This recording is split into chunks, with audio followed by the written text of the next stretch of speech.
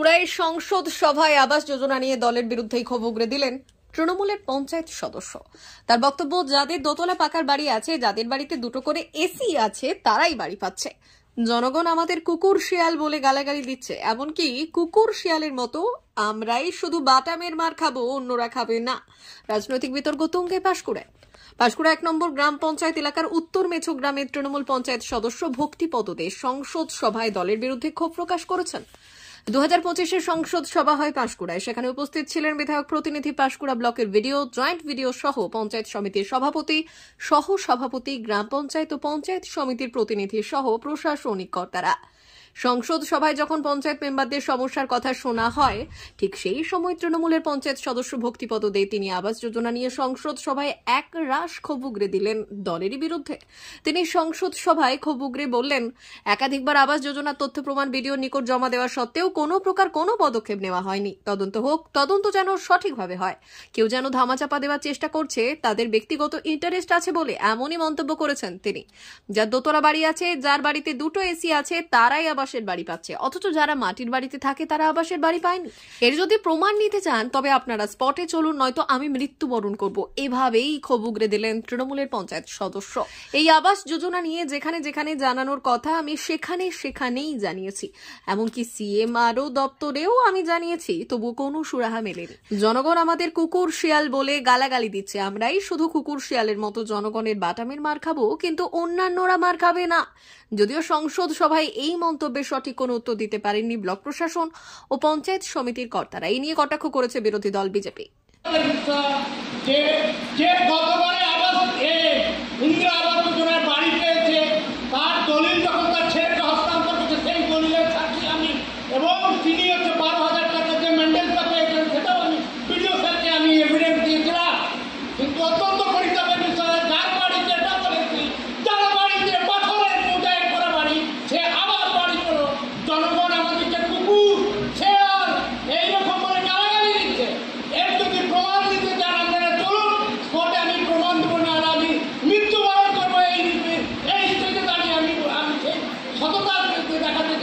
কিন্তু হচ্ছে অধিক পরিতাপের বিষয়, আমি যেখানে যেখানে নক করার কথা আমি সেখানে সেখানে নক করেছি, কিন্তু ফিল্ড ওয়ার্ক করতে যে আমরা তো কুকুর শেয়ালের মতো জনগণের খালি মাটি মানে বাটামের মার খাবো, কিন্তু হচ্ছে অন্যান্যরা খাবে না।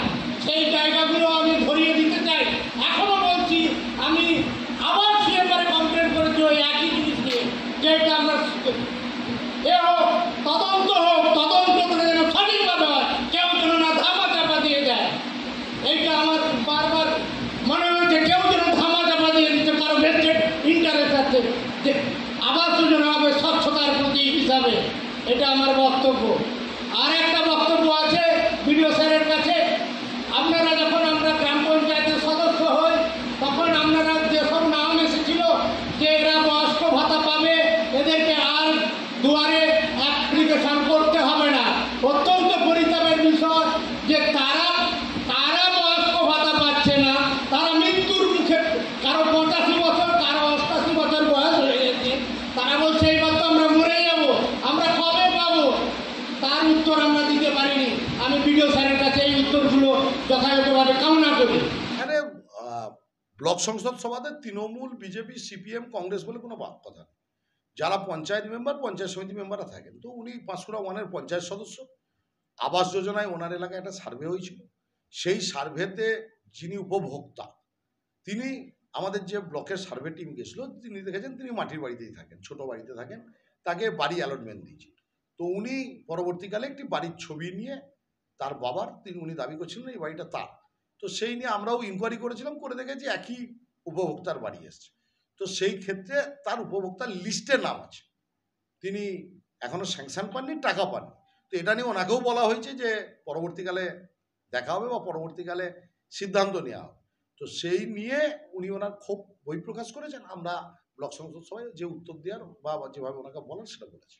বিজেপি অভিযোগ করছে যে এর আগে আমরা একাধিকবার বলেছি যে তৃণমূল টাকার বিনিময়ে যাদের দোতলা বাড়ি রয়েছে, যাদের এসি রয়েছে, তাদেরকে বাড়ি দিয়েছে। আজকে তার দলেরই পঞ্চায়েত সদস্য তিনি আজকে অভিযোগ করলেন। প্রথমে তো বিজেপির এই কথা বলতে গেলে যিনি বলছেন তাকে আগে জিজ্ঞেস করুন। হাওড় গ্রাম পঞ্চায়েতে 147 জন মুখ্যমন্ত্রীর দপ্তর থেকে ঘর পেয়েছে। আমরা আজকে খতিয়ান তুলে ধরলাম। হাউর গ্রাম পঞ্চায়েত বিজেপি, পঞ্চায়েত সদস্য তার স্বামীর নামে, ভাসুরের নামে, দেওরের নামে।